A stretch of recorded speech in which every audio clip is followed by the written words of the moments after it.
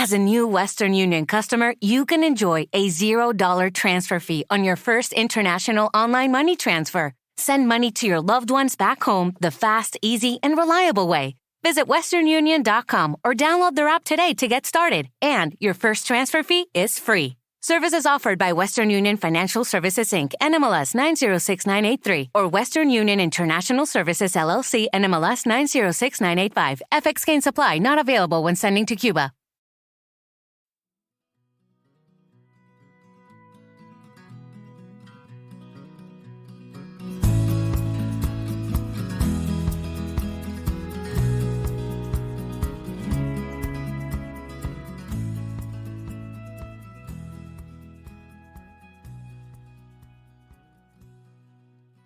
Who wouldn't want to spend 25 days rafting through the Grand Canyon? That is a bucket list item for so many of us.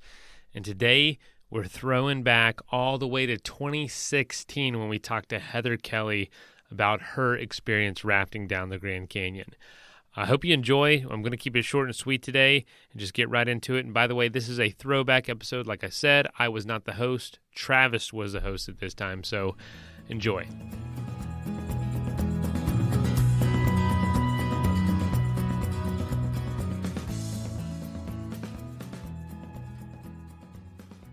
Let's get into your background a little bit before we get into the rafting and pack rafting stuff. You were raised in Alaska and you still live up there to this day, right? Yep, Bird Creek is home sweet home.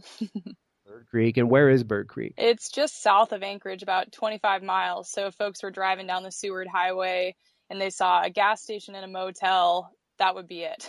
So now I looked up Bird Creek because I was curious. And I was literally counting the houses on Google Earth, and I might have come up with somewhere in the neighborhood of 35. Does that sound about right? Yeah, that's probably pretty accurate. My grandparents actually did some of the first homesteading in that area back in the 1950s. So we've got a beautiful 2.5 acres butted up against the Chugach National Forest.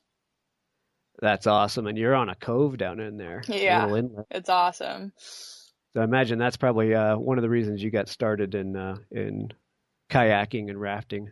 Yeah, I started guiding rafts when I was 18 up here in Alaska, and had a job that was just down the road. But it was a really unique trip because we would drive to the train station and then get onto the train with all of our customers and then ride out to this great big glacier where the train would drop us off in literally middle of nowhere. You can't access it by road. And then we would float these rafts around icebergs, touring the glacier, and then down this glacial fed river back to where the train would pick us up. So that was a pretty awesome first job. Yeah, no doubt, man. That beats working at the local Burger King. Yeah.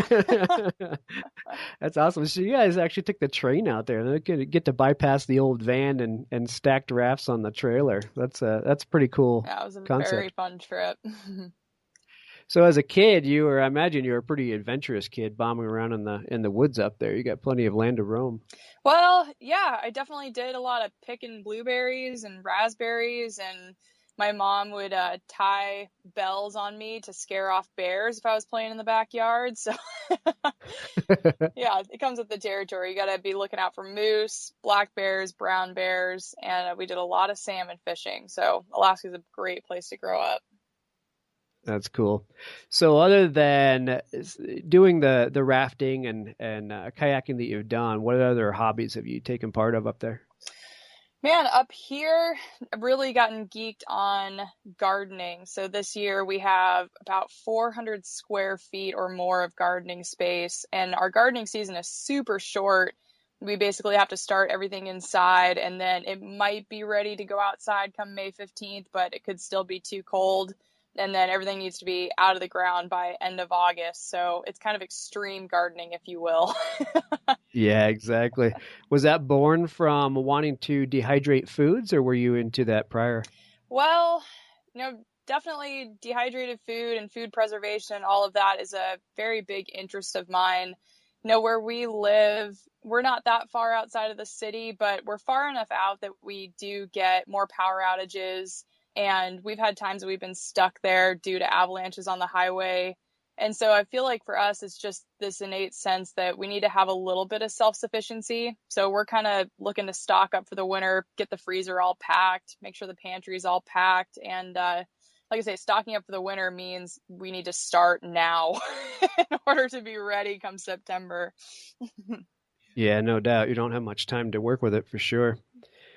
So let's get into some of the rafting and the pack rafting. Let's start with rafting itself. You actually in college you were a rower, two-time NCAA national championship in women's rowing. You started out fairly early and won some serious awards doing it. How did you end up getting into rowing specifically?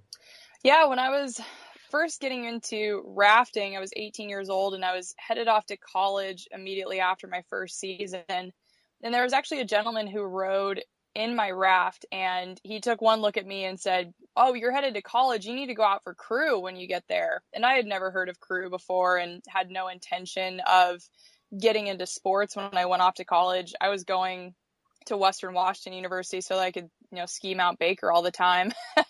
And when I got to Western, I figured out that the team had already won 2 NCAA national championships and was highly competitive. And so I just went out for the team, at 5 o'clock in the morning on a Saturday. And I immediately got hooked because it was really cool to be exercising that early in the day, to be out on the water. We rode on Lake Samish and it was just stunningly beautiful. And so I ended up sticking with it for all 4 years. And when I graduated, we had won our 6th consecutive national championship. So as you can imagine, it was pretty addicting being on such a highly competitive team. Oh, no doubt. What a time to jump aboard. No pun intended there. It's such a beautiful, graceful sport. I grew up in Connecticut and would watch the local schools rowing on the Thames River down there. And you're right, early morning row, the water is crystal, it was like glass, I guess.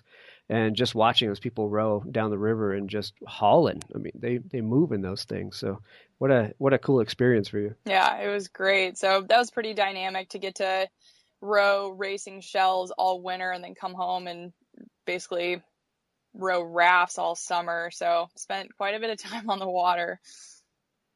Yeah, that'll keep you fit, no doubt.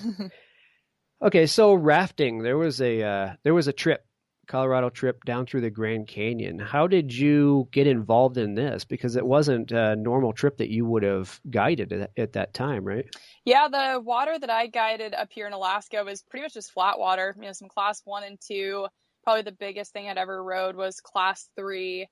And so there was a gal that I was working with, and she had gotten an invite to go on this Grand Canyon trip, which is actually 225 miles, not 25. So it's a 25-day rafting trip, and you cover 225 miles through the Grand Canyon, starting at Lee's Ferry. Makes a difference. Yeah. I didn't realize I said that. Sorry. That's okay. A mile a day would be pretty leisurely. Yeah, it sounds good. But we started at Lee's Ferry and then went all the way down to Diamond Creek. So this gal said she had gotten invited, and I basically piped up and said, I want to go.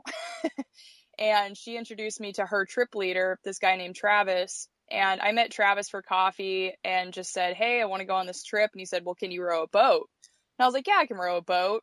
And he's like, great. Well, we need another boat captain, so you're in. Well, this girl that I knew ended up bailing on the trip. And so all of a sudden it was myself at 22 years old and 15 people I'd never met before, besides this guy Travis for, coffee one time. And I ended up getting a map and starting to read up about the trip. And I realized, oh, this is some of the biggest whitewater in North America. It's not even on a class 1 to 5 system. It's class 1 to 10. Wow. And I just graduated from college, and I spent the entire summer and fall saving up money for this trip because we were leaving December 26th. So immediately after Christmas, I was going to fly down to Arizona by myself, meet up with this group of people who were also from Alaska, and then hop on the river with them for a month. And I just remember sitting at my kitchen table with my dad preparing for this trip and just sobbing because I'm looking at these rapids like Lava Falls and Crystal and Sockdolager and all these big scary names. And I was like, Dad, I don't know if I can do this. Dad, I'm going to kill people. Yeah, seriously. Like, I'm supposed to row this 18-foot, 3,000-pound raft with 2 other people in it. And I've never done anything like this before. And it was super freaking scary. And that's actually how my love of dehydrated food was born, because I ended up packing about 50 pounds of dehydrated food for this trip because I knew that I wanted to eat really healthy, partially because I was so damn scared of whether or not I was going to have the energy to row this boat down the river. I bet you burn the energy off in fear alone. Exactly. So that ended up being the first rafting trip through the Grand Canyon that I've done, and I just came off of my 4th trip down there this past February. So to say the least, it all worked out just fine, and now it's my favorite place on the planet.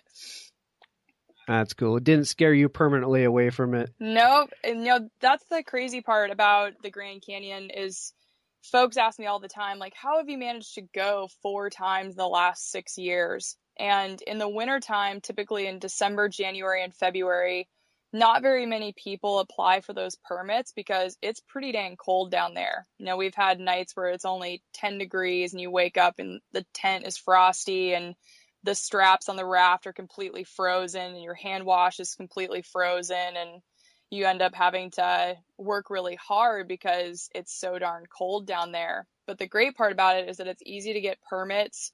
You can go for up to 30 days and you can bring 16 people and as many rafts as you want. And then you can collect firewood throughout the entire trip. So we've gotten really fortunate that we've just kept applying for these winter permits and gotten really lucky, because you'll talk to plenty of people who have waited 10, 15, 20 years to get a Grand Canyon permit and have never gotten one. Oh, I'll bet you move ahead a few months into the summer and it's a completely different experience. You can't get a permit, and even if you do, it's probably a mob scene trying to get down that river with plenty of neighbors. Yeah, exactly. So we've been really fortunate to have the whole river to ourselves. Every time I've gone, we'll maybe run into 2 or 3 other groups of people. And when you haven't seen other people for a few weeks, it's pretty fun to meet up with another group. Yeah, right. Well, I think you just gave away the secret, so you might have neighbors next time. Like I say, it's cold enough that only us crazy Alaskans would be willing to go down there this time of year. Yeah, right. Yeah, I bet. So tell me some of the stuff that you experienced on the river, some of the rapids and some of the stories that came out of one of these trips.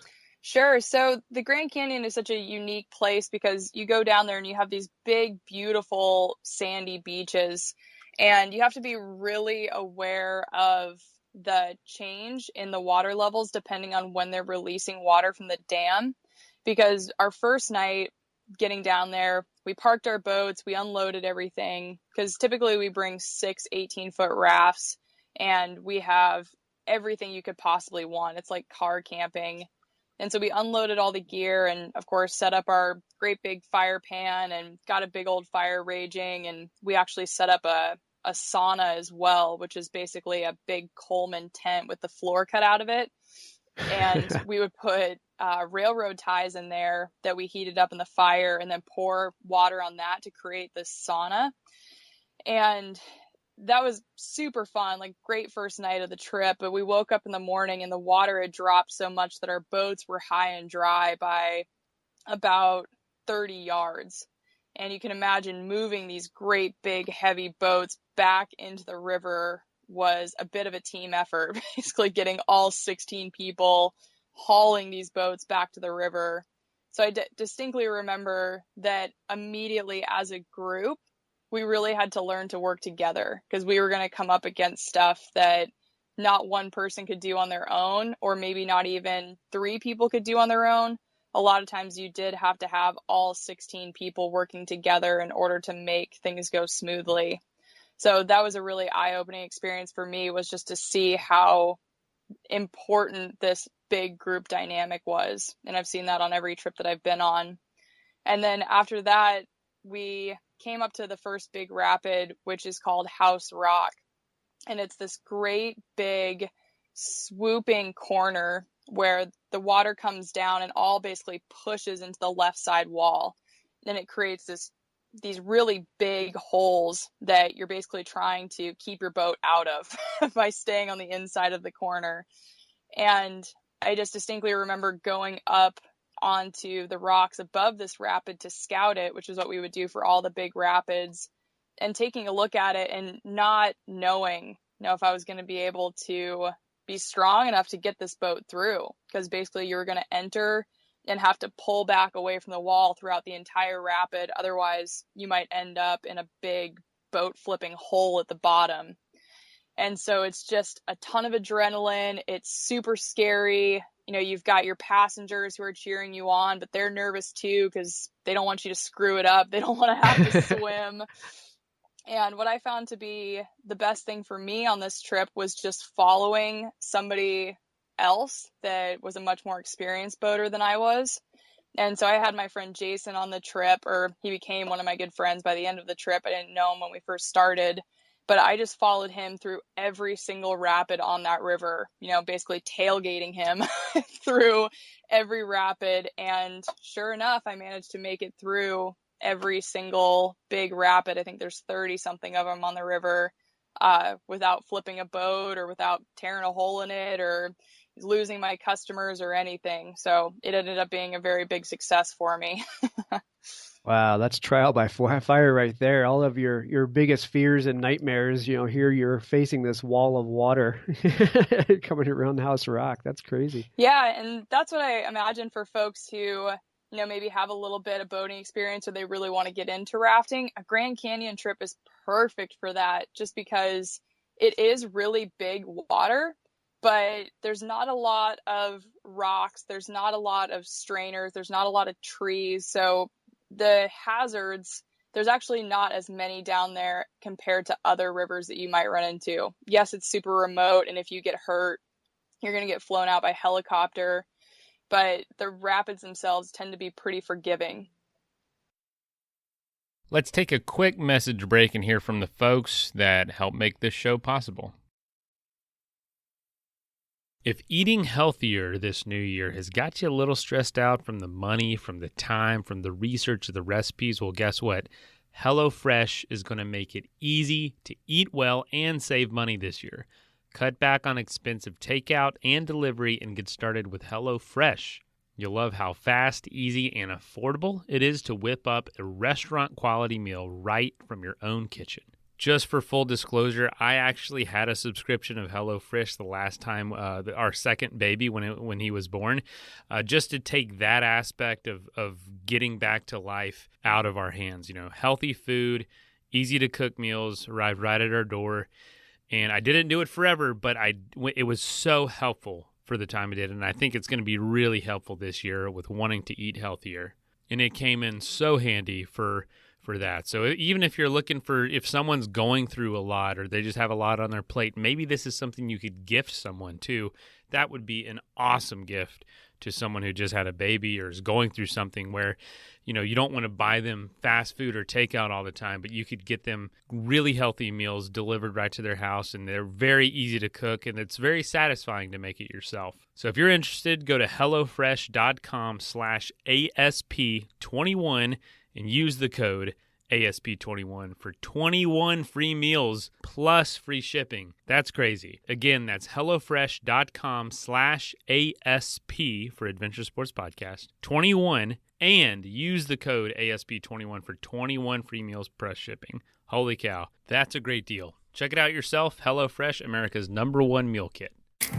Hi, welcome to your neighborhood pharmacy. Hi, I've got a prescription for diabetes test strips. How much is the copay? Well, it depends on your type of commercial insurance and factoring in your yearly spend, subtracting the deductibles, also depending on your monthly allowance. Why can't there be a better option? Or you could try Contour Next test strips. A 35 count's only $19.99 over the counter and proven to be highly accurate. Go to contournext.com/radio to see if over-the-counter strips are a more affordable option for you. I think I'll try Contour Next. That is plenty of that for now. Let's get back into the episode. So are you running this? It sounds like it's a boat that it's only you rowing from the middle, right? This is not where you have your customers rowing with you at the same time on the sides. Yep. For these boats, you typically have a center mount frame, and then one person is oaring from the center of the boat. I did guide paddle rafts in Colorado for a season, and honestly, I didn't like it. I didn't like not being in control of my boat and having other people doing the paddling. So I'm much more comfortable in an oar frame. So you like to hold the wheel is what you're saying. Yeah, pretty much.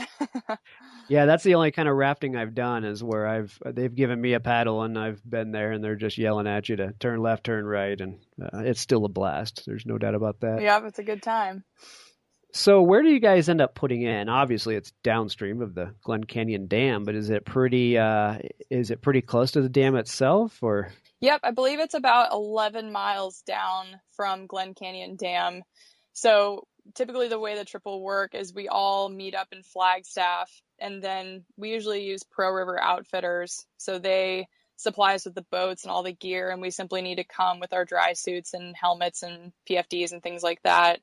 But then they drive us to the put-in, which is at Lee's Ferry, and then they drop us off and say, all right, like we'll see 25 days from now at Diamond Creek. And so over the course of that 25 days, you have, like I say, about 225 miles to cover, unless you go all the way to Pierce Ferry, in which you get an additional 5 days if you're going to go that far, and it's an additional 50 miles. So you have to be really strategic about covering enough distance, but also not just flying down the whole river and finding yourself kind of waiting to get out at the end. Camping for 5 days waiting for the van to show up. Yeah, exactly. So that's always a really fun part of the Grand Canyon, because there's so many different campsites and you'll never stay at all of them. But you definitely sit down with your map and you figure out, okay, if we have 25 days to cover 225 miles, maybe we go 10 miles the first day and we go 15 the next day and then 17 the day after that. But then we're going to stay put at this campsite for 2 or 3 nights. And then, oh, really? Yeah. And then you'll go 20 miles and then maybe 25, then maybe 10 again, and get yourself to another really good campsite that you want to spend 2, 3, or 4 nights at. That's the other great part about these winter trips is you can occupy these campsites for as long as you like, because nobody's waiting for you to move out. That's cool. I bet everybody appreciates a little break at the same time. I'm thinking you're on the water every single day. That would be an insane trip. I mean, 25 days anyway, even if you're staying over for a night or two on the side of the river, it's still a really long trip. Yeah, absolutely. This past trip we did, like I say, was 30 days. And it's amazing just how at the end of that trip, it feels like this is how life is. You wake up, you eat breakfast, maybe you're cooking breakfast for everybody, maybe you're making coffee for everybody. You pack up your campsite, you get the boats loaded, you get on the water, you spend 4, 5, 6, 7 hours boating, and then you get to camp, you unload everything, you make dinner, you make a fire, you play games, you go to bed. And it's just this incredible rhythm that starts to develop, and it really, by the end of it, feels like, okay, this is my life. This is how I operate every single day, and it's pretty addicting. Yeah, isn't that the best feeling? It usually takes you a couple of days to even get into that rhythm. I know on motorcycle trips or backpacking trips, it's just a day or two till you can finally, kind of catch your stride. And that, like you said, it is how you live. That is living at that point in time. And when you can do that for an extended period of time, it's man, there's nothing better. You just hate for that last day to show up. Yeah, exactly. I'm hoping that we'll go, every winter if we can. Yeah, no doubt. Well, that sounds awesome. So let's talk about pack rafting a little bit. You've done quite a bit of pack rafting yourself. We had somebody on the show and talked about pack rafting, but I've recently got more interested in it. So help me out. Assume I know nothing about it and kind of explain what pack rafts are, how they work, how do you use them? Yeah, great question. So for pack rafting, imagine that you have a small personal sized raft that weighs about 5 pounds when it's all rolled up. And you also have a kayak paddle that breaks down into 2 or 4 pieces. So you maybe just have the blades and then 2 pieces of the shaft that go together. And you're able to roll this boat up and break down this paddle and stuff it in your backpack and take it wherever you want to go. And I was first introduced to pack rafts up here in Alaska when I was working for Chugach Adventure Guides, because we had a couple of them that we could borrow as guides. And we all quickly figured out these boats are awesome. They can take a beating. They're super lightweight. You can access some really cool remote rivers that nobody else can get to. Because that's why they're so popular here in Alaska, is because there's a lot of rivers that you simply can't drive to the put-in. You maybe have to hike there or fly there or whatever the case may be. So suddenly having a boat that allows you to hike up and over a mountain pass and then drop into river drainage and float out the rest of the trip, it's the most incredible thing in the world. So Alpaca is the company that I really like the most, and they're the only boats that I'll ever use. But they're made in Durango, Colorado. And like I mentioned before, even though they're super lightweight and really packable, you can literally drag these things over rocks, through the brush, through around some cactus, and they hold up so flippin' well. So we use them a lot in the Grand Canyon, and we also use them a lot up here in Alaska for a lot of remote rivers. Yeah, I wondered how durable they are, because if they're light enough to carry without being this, 90-pound pack with all your other stuff, you got to think that they would be thin material. It's super thin material. I don't know what exactly it is, but they are super bulletproof, and they're also super easy to patch if you ever were to, manage to get a hole in one. So, as far as controllability, how do they compare to, they're not a kayak. I mean, they are a raft, but how do they compare to a one-man kayak? That's a good question. So the new boats that Alpaca has put out has a pointed bow and stern. And so they do track pretty well in the water, not as well as a sea kayak or even a whitewater kayak, but they do fairly well with these pointed bows and sterns, whereas before they used to be shaped like little donuts, so they didn't track very well in the water. They just kind of floated. Yeah, exactly. And then what a lot of people will do is actually put thigh straps inside their boat so that it's more comparable to an inflatable kayak or something like that.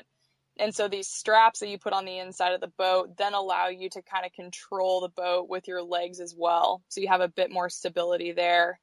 And then they also have whitewater skirts. So you put it up over the top of you underneath your life jacket, and then this skirt will attach to the boat, very similar to a whitewater kayak would. So suddenly you're keeping water out, you have some control with your hips, and you also have some pretty good traction. And the boats are so lightweight, you can get from one side of the river to the other in a hot second. So they're pretty dang maneuverable, and you see people running some really big whitewater in them. So are these something that fold up small enough to actually put inside your pack, or do they become a pack themselves? You can put them inside your pack. That's what I typically do, just to protect the boat a little bit if you are bushwhacking. But you can also strap them to the outside of your backpack. So they definitely roll up small enough, though, that you can kind of put them in the very bottom of your pack and make that almost the heaviest thing you take with you. Oh, that's cool. Yeah, I envisioned them the first time. Like I couldn't imagine it rolling up as small as it does. So I'm kind of thinking, okay, your pack is this raft. Where do you carry everything else? But it sounds like it more rolls up into more of a large sleeping bag. Yeah, when I did one of my first backcountry pack rafting trips up at Denali National Park, my pack was unreasonably heavy, but I had a pack raft, a paddle, a life vest, a dry suit, a helmet, a tent, a sleeping bag, a sleeping pad, a bear canister with 3 days worth of food. It was unbelievable how much stuff fit into the 65-liter pack. And like I say, it was heavy, but I had everything to go boating and to camp for this trip. So it was pretty impressive. Wow, that's a big pack. That's a lot of weight. All right. Well, speaking of heavy packs, what a perfect segue into Heather's choice and how you ended up getting into the dehydrated food business. There's a bit of a story behind that. Yeah. So like I mentioned, for that first Grand Canyon trip, I had been following a pretty stringent paleo diet, And so when I looked at the menu that the outfitter was supplying for us on that 25-day trip, I wasn't overly impressed. And there wasn't a lot of stuff on there that I was really excited about eating. And so I decided, you know what, I'm going to pack a lot of my own food. That way I have the snacks that I want, the breakfast, and any additional meals that I might need. And so I ended up buying a small 5-tray Excalibur dehydrator. Folks can get those online at Amazon for, $70 or $80. And I ended up dehydrating ground turkey jerky, a whole bunch of instant purple sweet potatoes, and I made fruit leathers and trail mixes and packaroons and just a ton of different stuff. And it was so awesome to eat so well on the river. And so that was kind of the first time that I started to joke around about this idea of starting my own line of food. I was like, oh yeah, that would be neat to have a line of food, and I'd probably call it Heather's Choice. And it wasn't less than 2 years later that I was doing a lot more pack rafting trips, and once again needing to fit a whole lot of food into a fairly small space, maybe 3 or 4 days worth of food. And I realized that I couldn't pack all of my healthy whole foods into these bare canisters. I really needed to have stuff that was lightweight and small. And so with my Excalibur dehydrator, I started actually putting some of my home cooked meals onto the dehydrator trays. Like I make a really good marinara sauce with ground moose meat and spaghetti squash. That's kind of my signature dish. But I would put that on the dehydrator trays, dry it out overnight, and then the next day realize, wow, if I put this in a quart-sized Ziploc bag, I can take it camping with me. It doesn't weigh hardly anything, and it's a full-blown meal. So it ended up just kind of developing that I started dehydrating more and more meals, more and more food, doing more and more recipe development, and finally started handing out samples to my friends who were also going on pack rafting trips up here in Alaska, and started to get really, really, really good feedback because a lot of folks were eating Mountain House, which is a freeze-dried food product, and they were really psyched to have something that was healthier for them. It was dehydrated and homemade. So come August of 2014, I actually launched my own website, heatherschoice.com, and started selling some of my original meals like Mom's Pescetti, sockeye salmon chowder, my coconut packaroons, things like that. And now we're coming up on 2 years old, and it has been awesome. Yeah, that's great. We've been super busy, and people from all over the world have been anxious to get their hands on some really healthy, gluten-free, dairy-free, soy-free, dehydrated meals for their backcountry trips. Yeah, and I want to talk about the gluten-free, dairy-free part, but I wanted to mention that I've tried some of your stuff. I had you do breakfasts as well, so I did a strawberry buckwheat breakfast, and I really enjoyed it. I mean, I felt I sit in front of a computer all day, and you can get pretty lethargic after breakfast or after lunch, while eating one of these things or eating some, normal meal. But after I ate this breakfast out of your collection, I just felt like I had a lot of energy throughout the morning, and I was pretty impressed with that. And I thought, okay, that's what you want on the trail, or doing any activity out in the wilderness, as you want a good hearty meal that keeps you going all day. That tastes good, and you didn't have to drag a lot of weight in with you. So I tried that. I tried your packaroons, of course. I don't think anybody could complain about your packaroons. And then your smoked salmon snacks were amazing. In fact, I ate half of them just as snacks, and I used the other half in some scrambled eggs the next morning. Ooh. Yeah, that was awesome. That was a good breakfast right there. So I love your selection. You do breakfast, you do regular entrees, and then you have some dessert items. So you got a little bit of everything for everybody. Yeah, my ultimate goal is to have a full day's worth of calories for people. So someone could come and say, hey, Heather, I'm headed out on a 5-day trip. I need 5 days worth of food. And I could just simply send them 5 gallon-sized Ziploc bags packed with all the calories that they need. So that's what I'm really striving for. Yeah, that makes a lot of sense. Well, let's talk about the portion size and the calories inside, because some of the competitors in this industry, there are some big meals, and a lot of the packages you see, feeds 2, but most people that eat them don't eat them that way. Like I'll find myself out on a backpacking trip and I'll cook one of these. Of course, everybody brings their own meal and I'll cook one. And, halfway through or 2/3 of the way through, I'm full. I don't want to eat anymore. But at the same time, I don't want to leave cooked food around. I don't want it in my pack. You can't throw it out while you're out there. So you wind up eating more than you want to, and you just you're not feeling so great afterwards, and not to mention the sodium involved in some of these meals. So you took a different approach with your meals. Yeah, my goal with Heather's Choice is to provide balanced meals, so a balanced amount of protein, carbs, and fat. I want them to be calorically dense because a lot of these companies will advertise that their meals contain 2 servings, but it's only 2 300-calorie servings, which to me, that's one meal, especially in the backcountry. And I also wanted to produce something made with ingredients that I was really proud of. So like I said before, we use wild-caught Alaskan sockeye salmon for our sockeye salmon chowder. We use 100% grass-fed bison for the dark chocolate chili. We also have antelope venison and quail. And with our entrees, they weigh 4 ounces and they pack somewhere between 500 and 600 calories per bag. So we're getting, somewhere in the range of 100 to 150 calories per ounce. And what you're going to see is that our nutrition facts show that there's a moderate amount of fat. And the only reason why we don't have a higher fat content is because fats can go rancid when they're dehydrated. So we make sure to use lean proteins and don't add a lot of extra fat to our recipes. There's going to be a substantial amount of carbs, but not so much it's going to leave you feeling bloated. So anywhere from 50 to 75 grams of carbs per meal is going to be really satiating. And then finally, we're going to have about 30 to 50 grams of protein per bag because we put about a 6-ounce portion of salmon or a 1/4 pound of meat in every meal. And protein is really the macronutrient that registers in the brain as, yes, I am full, I have eaten. And so if you have a meal that doesn't include a lot of really dense animal proteins, you won't ever really get that sense of, yes, I'm satisfied.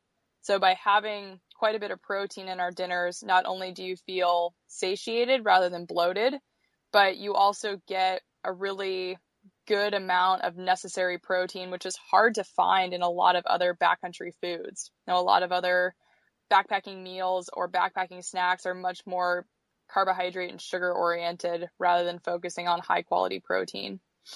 Yeah, right. Well, you're even saving the weight too, I'm sure, if you look at the actual weight of the package between the two, where you're getting good wholesome food that keeps you going for longer versus, a bunch of junk that gets burned through way too quickly. That's you're talking about a different pack, a lighter pack at the same time. Yeah, and I've had people who have really mentioned to me that they packed Heather's Choice for some of their trips and it saved them over 1/3 of the space that they typically would use with other freeze-dried meals because dehydrated food is actually smaller than its freeze-dried counterparts. So even if you had the same amount of calories, you would notice that Heather's Choice meals do pack down quite a bit smaller since they're dehydrated instead of freeze-dried. Yeah, that's a good point. I wanted you to go in a little bit about what the difference is between a dehydrated meal and a freeze-dried meal. Sure. So with freeze-dried food, you have some pluses with that for sure. It's a little bit lighter weight. It is a little bit faster to rehydrate, and it might maintain a little bit more of the micronutrient value compared to dehydrated food. So that's why a lot of companies gravitate towards it. However, the reason I love dehydrated food is because it's really approachable. Like I can teach somebody else how to make this stuff. And again, it's really true to how I started the business, and it's more in line with kind of what I want to promote, which is a bit more of sustainability and self-sufficiency, because dehydrated food requires a lot less energy than freeze drying. Freeze drying is a pretty intensive process where with dehydrating, you're taking a raw or cooked product and simply adding a little bit of air movement and heat in order to remove the moisture, and that's all you're doing to it. So dehydrated food is going to be, like I say, a little bit smaller, and it's also going to have a comparable amount of protein, fat, and carbohydrate as freeze-dried. And like I say, it's a less energy intensive process. So in my mind, it's a little bit more sustainable than freeze drying. Yeah, that makes sense, and it's I agree. It's in line with the rest of your company's beliefs. What does the food, the taste, does it change whether you're dehydrating it or freeze drying, or can you not tell the difference? You would notice a really big difference in texture. So with freeze dried food, like I said, it takes up a little more space because it's almost as if it's puffed. So if you were ever to Right. have freeze dried strawberries, they would taste, I kind of want to say styrofoamy, like they're kind Hmm. of crunchy. Whereas if you were to have dehydrated strawberries, they would be smaller and they would be gummier. So definitely there's a huge difference if you're eating raw, freeze dried or dehydrated food. But then as far as the cooked food, I really like dehydrated because it tastes just like it would have coming off the stove. The only difference is that we, like I say, removed the moisture from it. So when you rehydrate it, it's not going to rehydrate to the exact same size that it was originally, but it's going to be pretty darn close. Because if I take a pound and a half of chocolate chili and I dehydrate it down to about 4 ounces, once you add, say, a cup and a quarter of hot water to it to rehydrate it, you're going to end up with, 14 ounces of food to eat. So it ends up being really freaking satiating. It's a lot of food that Yeah, we no stuff doubt. into that bag. And did you catch that, listeners? Chocolate chili. Yeah, that's Yeah, it's a that's good one I need one. to order up too. Actually, I have the sockeye salmon on order. I don't know if you saw that order come in, but I'm waiting for that to show up because that's I want to try that one. Yeah, That sounds good. absolutely. We're waiting for more fish to come in. We actually harvest all of our salmon in July because that's when the sockeye run is up here. So we're Yeah. going to be slaying a whole lot of fish here soon. Well, how cool that it's sourced locally like that too. I mean, up in Alaska, it's sourced in Alaska and packed right there on the spot. I mean, that's pretty cool. Yeah, we're having fun with it. Let's take a quick message break and hear from the folks that help make this show possible.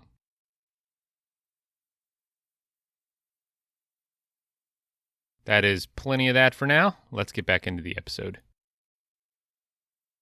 I also wanted to point out, I mentioned it in the intro, but all of the knowledge about putting meals together for people out on the move in adventurous hobbies, it comes from your education, your background in evolutionary sports nutrition. Explain a little bit what that means. I've never heard the term evolutionary sports nutrition. I understand sports nutrition, but so what does that encompass, that education? So where I went to school at Western Washington University, I also attended a school within the school called Fairhaven. And Fairhaven College is an interdisciplinary program where you are encouraged to develop your own concentration. And you basically write a 20 some odd page justification for what your concentration is going to be. And I had chosen evolutionary sports nutrition as mine.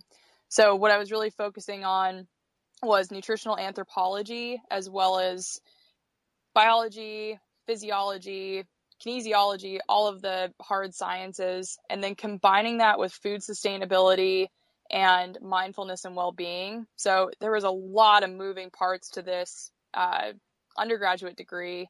But what I came out of it with was basically this understanding that we as humans evolved over millions of years with primarily a hunter-gatherer based diet. And so we would have been out there either collecting fish or hunting wild animals or picking roots and tubers, nuts and seeds, things like that. And that's what our diet would have primarily consisted of. And so we only saw that change in the last 10 to 15,000 years with the advent of agriculture. And that's when people started moving towards more of a grain and bean and dairy based diet. And evolutionary sports nutrition basically argues that our bodies are best suited for the diet that more closely resembles our hunter-gatherer ancestors, and that for us as athletes, we're going to operate better and perform better and be healthier for a longer period of time if we can eat in such a way that's more in line with our human evolution. So that means that we're eating a lot more lean meats, fresh produce, healthy fats, and we're steering away from the more carbohydrate rich sports nutrition plans that you see today. For me as a college athlete, I was told that I needed to eat more bagels, more low fat dairy, and more oatmeal. That was basically the things that I needed to be eating. Right. And for any college athletes out there, they probably heard the exact same thing, where again, with more of an evolutionary approach to that, we would be saying, hey, you need to be focusing on your protein intake, making sure it's coming from healthy sources, get your carbohydrates from fruits and vegetables, and make sure you're eating plenty of high quality fats that are very anti-inflammatory. So your meals basically take on the paleo approach. Mm-hmm. Yep. Right. And there's a little bit of flexibility with that. Like we use white basmati rice for our Ethiopian dorawat. And I feel comfortable with that because it's a gluten-free grain. It is a really clean source of starch. And it's also, like I say, a dairy and soy-free meal. We're also staying away from corn because a lot of folks have gluten, soy, dairy, and corn intolerances. So I would say that it's a paleo template with the flexibility to move around a little bit. Okay. Yeah, that makes sense. Well, I got to be honest, when the whole paleo thing started coming about a few years ago, I kind of looked at it as, it's another diet fad, it's just another one of those things. And, but it's only been recently that I've started looking into it a little bit more heavily. And as I'm not a professional out doing, these adventure activities. I'm a weekend warrior like most of us. And, when you sit in front of a desk or sit at a desk in front of a computer, you're, commuting to and from work and you have a high carb diet, it doesn't make a lot of sense. You're not sitting there burning carbs, as you might be if you're on the trail all day or doing something athletic all day. So I started paying attention to it more, and it really does make a lot of sense to me to lay off that stuff and go back to like you said, back to how our ancestors ate, before the agricultural industry kicked in. Yeah, and I think it's helpful for people to understand that your body really only needs carbohydrates when it's operating above 70% of your max heart rate. Otherwise, ideally, you should be burning fat for fuel. So if I'm sitting here waving my hands, getting excited, no, I'm not jacking my heart rate up and I shouldn't be burning sugar. Ideally, I should be mobilizing my own fat stores instead.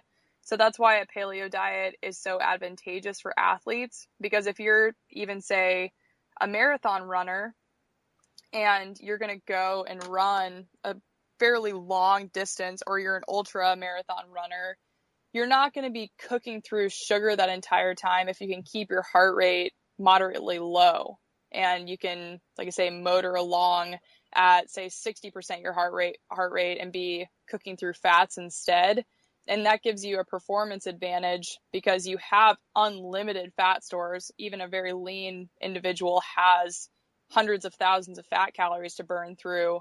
Whereas your sugar stores, you can only store about 300 to 400 grams in your muscles and 100 in your liver. So if you're, cooking through sugar during a marathon or ultra marathon, you're going to have to replenish that stuff pretty dang quickly and pretty frequently as well. So that's why you see people bonk at mile 20 of a marathon, because they haven't been replacing that sugar they've been cooking through. Yeah, that makes a lot of sense. So when you're on a paleo diet, you're essentially just getting rid of processed foods and sugars as well as dairy and grains. That's about the gist of it, right? Exactly. Yeah, so there's a lot of good food that you could be eating. It's not like you're on a diet and you can't eat anything good, because obviously you get some really good stuff in a paleo diet, but you're getting rid of the stuff that just turns into fat, later on with your dormant lifestyle, I guess is what I'm getting at. Mm-hmm. So yeah, it makes a lot of sense. I'm going to look more into that and read a little bit up on it myself. Yeah, if folks want to learn more, the book that I recommend hand over fist is The Primal Blueprint by Mark Sisson. That is a worthwhile read for anybody and everybody. I've gotten a copy for my mom, my dad, my stepdad, like anybody I meet. I want them to read that book because it's so eye-opening. Oh, cool. Yeah, I'll have to check that out. In fact, that's a good tip. I'll put that in our bookstore so people can find it over in the podcast bookstore. Yeah, it's wonderful. Okay. Before we leave the Heather's Choice stuff, I wanted to bring up price because I think a lot of people will. It happens all the time in any market. If you're making a tactile product or you're making a consumable product, people will always compare prices. But I wanted to bring it up because when people visit your site, they're going to see that your food is more expensive than the other items in, as from the competitors. So what I want you to do is explain why these prices are higher. It's because of the food, the quality ingredients that you're getting in this instead of filler that they might be getting in competitor stuff. Yeah, great question. So you already hit the nail on the head there. People are going to be shocked when they see that our entrees are twice as much as a typical Mountain House or other competitor's meal. And so our entrees run about $15 each. And the reason for that is because we start off with these high quality proteins like grass-fed bison that cost close to $10.50 a pound. And we put like substantially more protein in each package than any other company will. So if you're getting a quarter pound of bison in every entree, you're getting almost $3 worth of bison in that bag.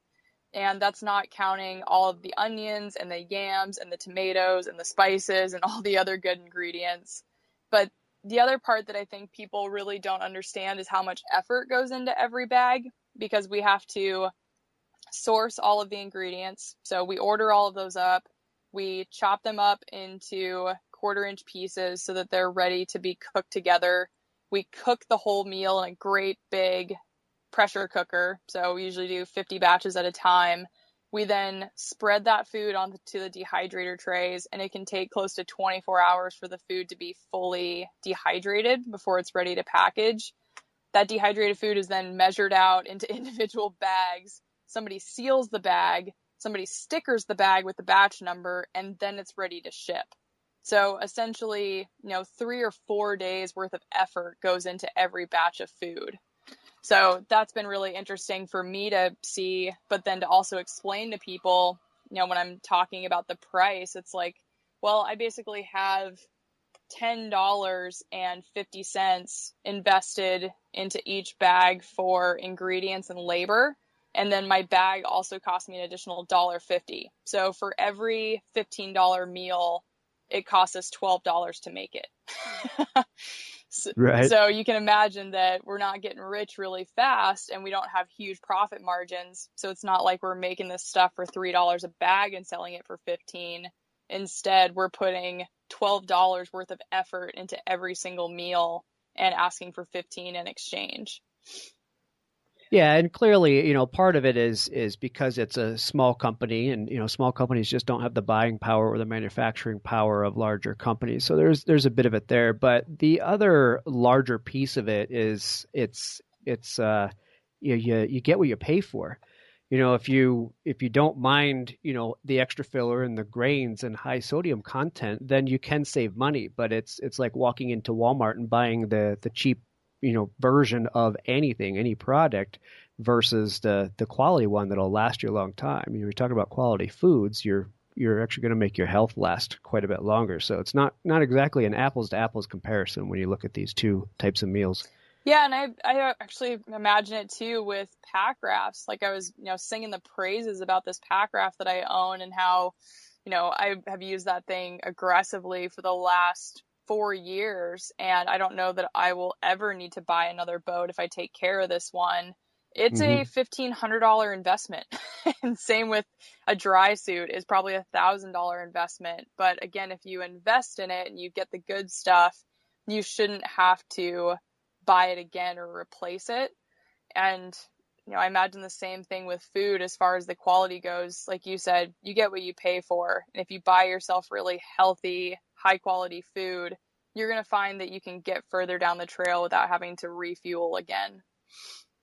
Yeah, and I think that's really important for people that are out there and serious about doing it. I mean, it's one thing if you're just going out, camping one night or something like that. But if you're loading your pack up and you're going out for multi-days, it starts to make a difference in what you purchase and what you put in that pack. And then, it makes a difference in what pack you buy, what quality sleeping bag. I mean, it all comes down to you get what you pay for. So Yeah, for sure. And, one thing that I mentioned before, the reason why I love dehydrated food so much is because I can teach other people how to do it. And so if folks are completely shocked by the sticker and they just can't justify purchasing our meals for $15 a bag, I would definitely encourage them to keep their eyes peeled on our website, because I'm working on an ebook right now, which will show people exactly how to make their own dehydrated meals and snacks for adventures. And so that might be something that's useful to them as well. yeah, absolutely. You can even mix it up. There's times when you have the time to make your own dehydrated meals, and then there's times when you just need to get some stuff on hand to take that trip because you ran out of time. I know how that feels. It seems like every trip I go on, it's like, oh, I got to stock up on these couple of items, and often the dehydrated meals are one of those items. So. Right. Food's the last thing that people think about for their trips. Yep, exactly. So the website is heatherschoice.com. Go check out all of the awesome offerings that Heather has on her site, and I'm sure you have more products in development at the same time. You're probably always getting nerdy in the kitchen and thinking about what else you could make that tastes pretty good. Oh, yeah, we're working on chicken mole, so that's a lot of taste testing going on. Yeah, sign me up. Send me some samples. I'll taste test. Yeah, exactly. Right on. All right. Well, before we depart, what I want to do is have you tell me a couple of quick stories about your best and worst days on the river. Ooh, that's a good question. One of my best days on the river, I had taken a pack rafting trip by myself, actually, into the Grand Canyon. And so I hiked down the Bright Angel Trail, camped at Phantom Ranch, and then hiked about, I think it was 11 miles upstream, and then came down Clear Creek Canyon and pack rafted back to Phantom Ranch. So it's a big loop hike.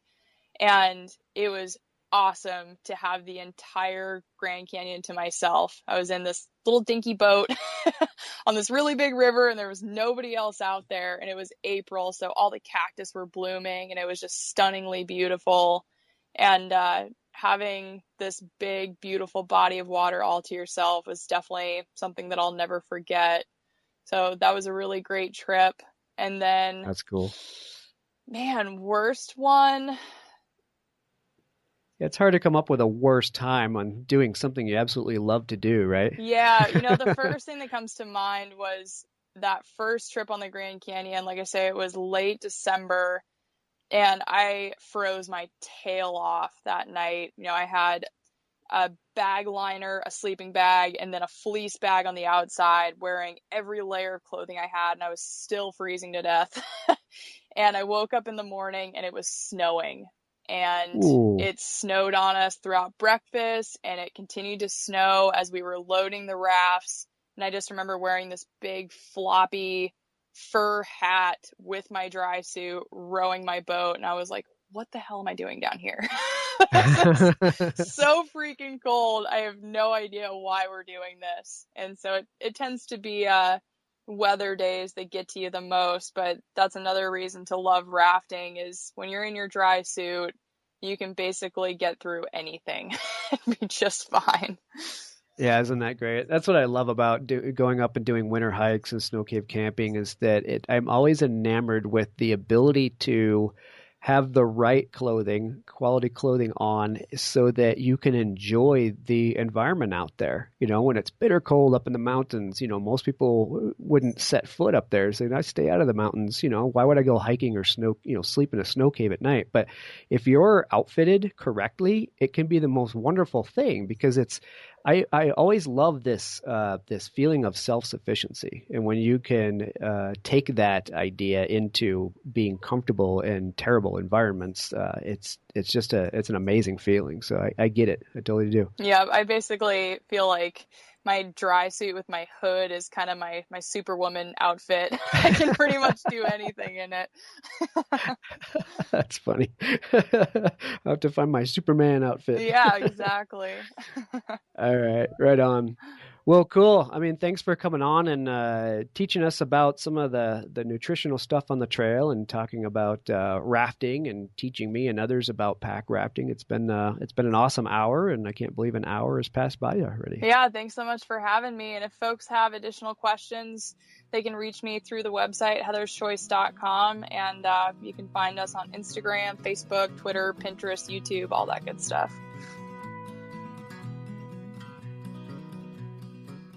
First of all, thank you so much for listening. It means the world to us that you choose to listen to this show. If you'd like to help us further, you can leave a review on iTunes, share us with your friends, your family. It goes a long way to grow in the show. You can also support us financially through patreon.com/adventuresportspodcast. Link is in the show notes. And also, if you have an idea of who could be a good guest for the show, we're always looking for people to tell their story about the outdoors or adventure. So if you know someone, please reach out. Email us at info@adventuresportspodcast.com. And until then, get out there and have some fun.